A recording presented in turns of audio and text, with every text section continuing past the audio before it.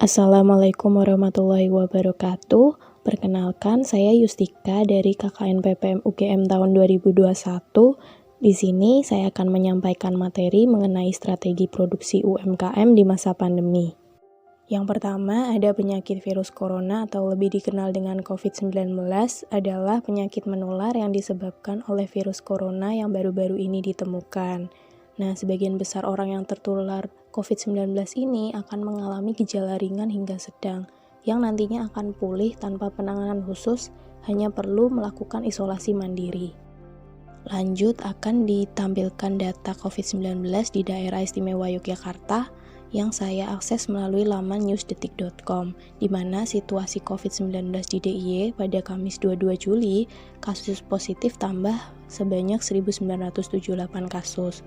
Untuk kasus sembuh juga tambah menjadi 1.034 kasus, dan kasus meninggal tambah 88 kasus menjadi 2.683 kasus.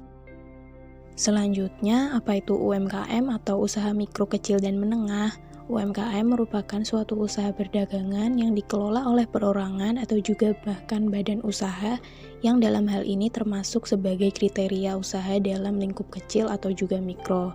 Nah, untuk peraturan mengenai UMKM sendiri sudah dibahas dalam Undang-Undang Nomor 20 Tahun 2008. Seperti yang diketahui, di masa pandemi ini tidak hanya memberikan pengaruh buruk pada bidang kesehatan, namun juga UMKM juga terpengaruh.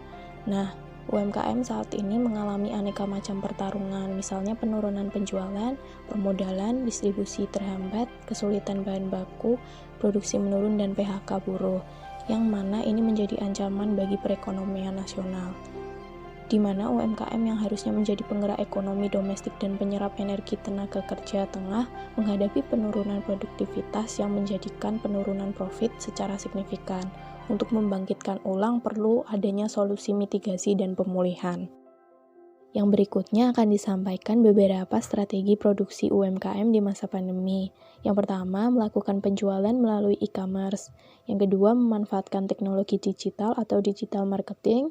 Yang ketiga, perbaikan kualitas produk dan kualitas jenis pelayanan. Dan yang keempat, pemasaran hubungan pelanggan atau customer relationship marketing. Melakukan penjualan melalui e-commerce. Tujuan utama dari penggunaan e-commerce oleh pelaku UMKM tentunya untuk dapat meningkatkan keuntungan, tapi juga dapat dimanfaatkan untuk menjangkau pangsa pasar yang lebih luas dan menjangkau konsumen baru. Untuk pelaku UMKM tidak hanya dapat menjadikan e-commerce sebagai portal berjualan, tapi juga dapat membangun relasi dan membangun konsep pasar baru menggunakan sistem pemasaran yang lebih efektif, juga menjadikan sebagai media pembelajaran. Selain itu, pelaku UMKM juga dapat melihat dan melakukan observasi penjualan yang dilakukan pesaing untuk kemudian diadopsi. Memanfaatkan teknologi digital atau digital marketing. Banyak saat ini pelaku usaha melakukan pemasaran secara digital seperti memasarkan produk melalui Instagram, Facebook, Twitter, dan masih banyak lagi. Selain itu juga melakukan pada e-commerce dan banyak media lainnya. Dikarenakan perkembangan teknologi yang semakin pesat, menjadikan digital marketing harus dapat dipahami dan dipelajari oleh pelaku UMKM, yang tentunya harus banyak mempertimbangkan menggunakan media yang cocok dan cara komunikasi yang sesuai dengan pangsa pasar, agar lebih efektif dan tidak salah sasaran. Perbaikan kualitas produk dan kualitas jenis layanan. Bentuk peningkatan kualitas produk yang bisa dilakukan dengan melakukan kontrol mutu produk yang lebih detail dan menjamin kebersihan juga keamanan produk. Dan dikarenakan penjualan sekarang lebih ke arah online, daya tahan dan keamanan produk itu harus lebih ditingkatkan.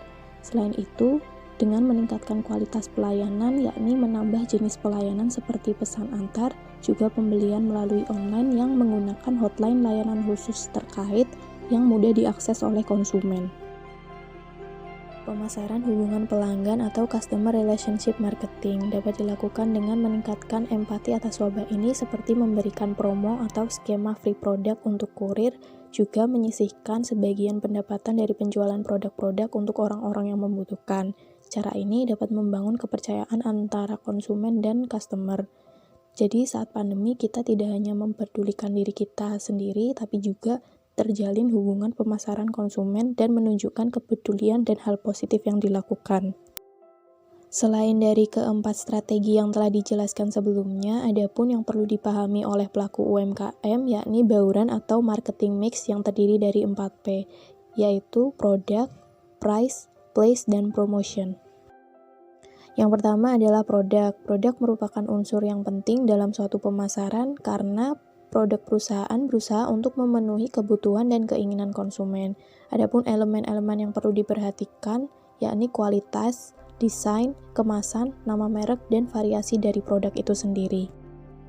Yang kedua ada price atau harga. Harga merupakan unsur bauran pemasaran yang menghasilkan pendapatan, berbeda dengan unsur lainnya yang menghasilkan biaya. Harga suatu produk ditentukan dari besarnya biaya yang dikeluarkan untuk menghasilkan produk tersebut, juga keuntungan yang diharapkan. Yang ketiga ada place atau tempat. Tempat merupakan pasar bagi produk yang telah dihasilkan oleh perusahaan, dengan menentukan metode penyampaian produk ke pasar melalui rute-rute yang efektif hingga tiba pada tempat yang tepat, dengan harapan produk tersebut berada di tengah-tengah kebutuhan dan keinginan konsumen yang haus akan produk tersebut.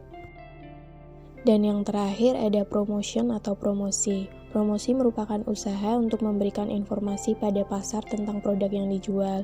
Adapun beberapa caranya untuk menyebarkan yakni periklanan, penjualan pribadi, promosi penjualan, dan publisitas. Dan sebagai pengingat pada pelaku UMKM bahwa kita itu telah memasuki era new normal di mana keadaan memaksa kita melakukan kehidupan yang berbeda dari sebelumnya, yang dimana kontak fisik saat ini sangat dihindari, sehingga media sosial dan aktivitas daring itu menjadi pilihan. Media sosial sendiri hasil dari perkembangan teknologi web baru berbasis internet, yang memudahkan bagi setiap orang untuk berkomunikasi, berbagi, dan membentuk sebuah jaringan komunitas secara online tanpa bertatap muka langsung. Sekian dari saya, mohon maaf jika ada kata atau kalimat yang kurang mengenakan hati, mohon dimaklumi. Terima kasih, semoga bermanfaat. Wassalamualaikum warahmatullahi wabarakatuh.